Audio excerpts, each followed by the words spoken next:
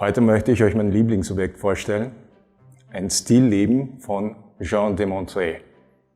Also als Fotograf hat man ja die Möglichkeit, Objekte anzufassen. Ja, man hat eine besondere Nähe zum Objekt.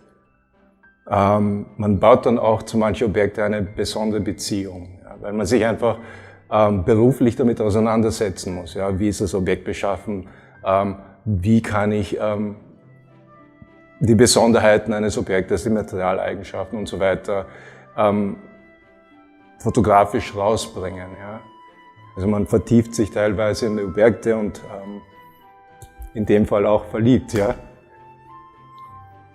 Ich hab den Vogel vor circa 15 Jahren, vielleicht sogar schon länger, zum ersten Mal gesehen. Und damals habe ich habe es damals schon sehr, sehr faszinierend gefunden, weil es wirklich sehr, sehr detailliert ausgearbeitet ist. Ich habe sowas noch nie gesehen. Handwerklich ist es einfach,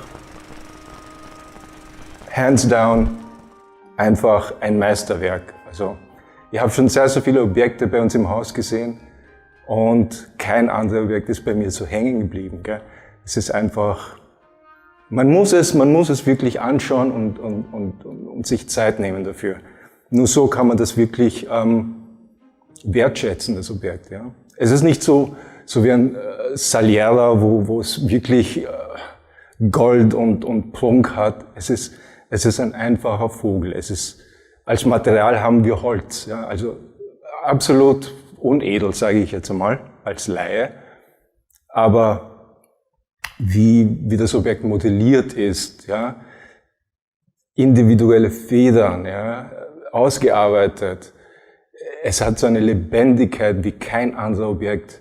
Derzeit wird das Objekt in einem Seitenkabinett ausgestellt, was sehr, sehr leicht zu übersehen ist. Also vor kurzem bin ich mit zwei meiner Kolleginnen dort spazieren gegangen, um das Objekt zu besichtigen, und ich habe selber übersehen, mein Lieblingsobjekt, weil es einfach umgeben ist von sehr vielen anderen Objekten, die einfach auffälliger sind, aufgrund ihrer Materialeigenschaften oder Prominenz.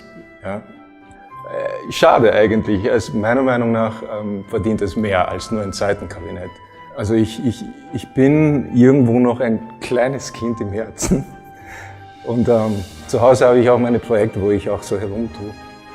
Und wenn ich Objekte wie dieses Stillleben sehe, wird mir klar, wie viel Liebe und wie viel Zeit dahinter steckt und auch Können. Ja?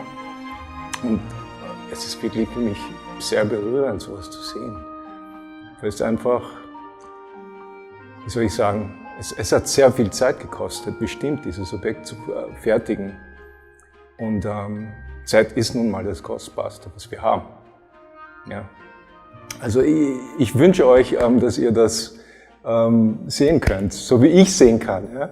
Ich bin sicher, dass es euch auch gefallen wird, wenn ihr die Zeit findet, um die Muße und die Ruhe, das Objekt mal genauer anzuschauen.